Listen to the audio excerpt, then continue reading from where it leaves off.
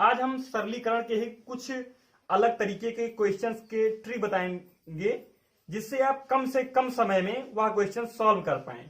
ठीक है, आइए देखते हैं क्वेश्चंस कौन कौन से हैं। दोस्तों, आपको कोई क्वेश्चन दिया होगा 2 के पावर 60, 3 के पावर 48, 4 के पावर 36 और 5 के पावर 24 में से सबसे बड़ी संख्या कौन सी है, ये आपके ऑप्शंस दिए हैं। तो दोस्तों, इसमें आपको बताना है सबसे बड़ी संख्या कौन सी है इनमें से। इस प्रकार के क्वेश्चन आपको दिए होंगे, आपसे बिल्कुल इसी प्रकार से पूछा जाएगा। ठीक है, तो आपको आंसर बताना होगा। आइए देखते हैं इसको कम से कम समय में कैसे सॉल्व कर सकते हैं। तो आपको क्या करना होगा, सबसे पहले इसके घात का आपको क्या करना है, HCF निकाल लेना है। अगर आपको HCF निकालना नहीं आता है तो पिछली वीडियो में मैंने आपको HCF और LCM की ट्रिक्स बताई थी पिछले वीडियोस में। अगर आपने वह वीडियो नहीं देखा है तो डिस्क्रिप्शन में उसका भी लिंक मिल जाएगा, आप वह वीडियो जाकर देख लीजिएगा। आइए हम आज बताते हैं आपको HCF थोड़ा सा कैसे निकाला जाता है। अगर आपको डिटेल से ट्रिक जाननी है तो आप वह वीडियो देख लीजिएगा। आइए देखते हैं। तो इसमें सबसे पहले HCF में क्या करना होता है, मैंने आपको बताया था। सबसे पहले आपको अंतर निकालना होगा अंकों का। ठीक है, पहले 2 अंकों का अंतर निकाल लेते हैं। इसका क्या होगा, 12। ठीक है, फिर यहां से यहां तक क्या है, 12 का अंतर है और यहां से यहां तक भी 12 का ही अंतर है।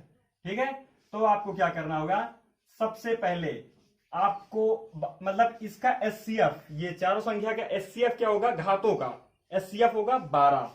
तो आपको क्या करना है, 60 को क्या लिख सकते हैं, 12 गुणे 5। ठीक है, 12 पंचे 60 होता है। ठीक है, उसके बाद आप 48 को क्या लिख सकते हैं, 12 गुणे 4, 12 चौक 48। फिर आप क्या 36 को क्या लिख सकते हैं, 12 गुणे 3, 12 3 36।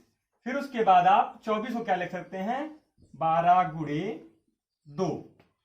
अब आपको 12 जो है हटा देना है, या आप मैं आपको बताने के लिए इतना सारी चीजें कर रहा हूं। अगर आपको करना हो, अगर आपकी हैबिट हो जाएगी क्वेश्चन सॉल्व करने का, तो आप यहां से डायरेक्ट 12 से भाग देकर ये आप ला सकते हैं। ठीक है, 5 4 3 2 आराम से आप कर सकते हैं, तब भी यही आएगा। मैं आपको समझाने के लिए डिटेल में लिख रहा हूं। ठीक है, आइए देखते हैं।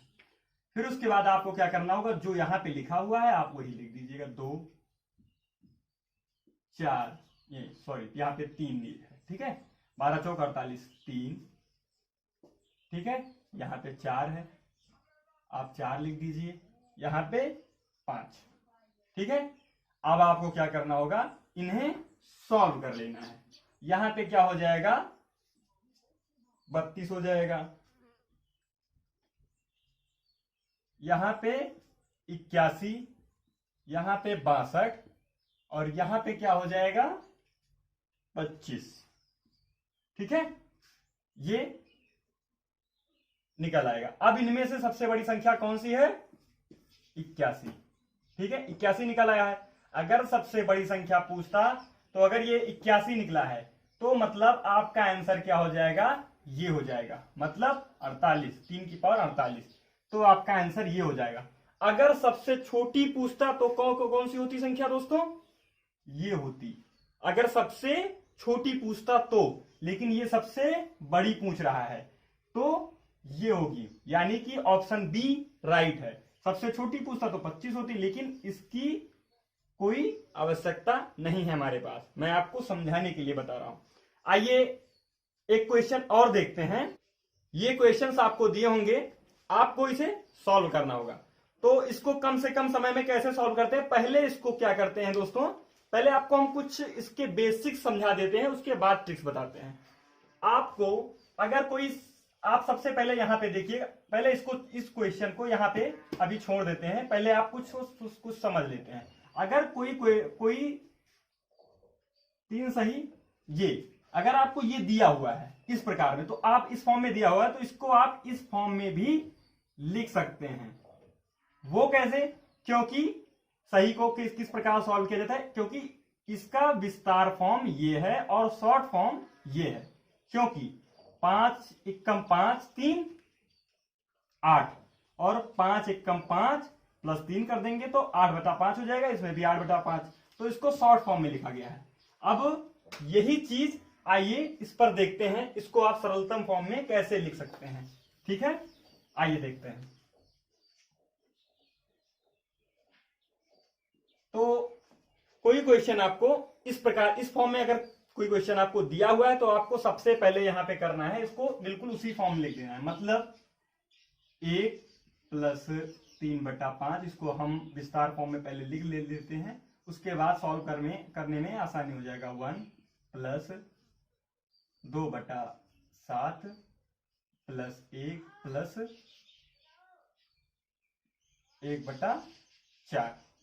अब आपको क्या करना है, इन तीनों को जोड़कर इकट्ठा लिख देना है।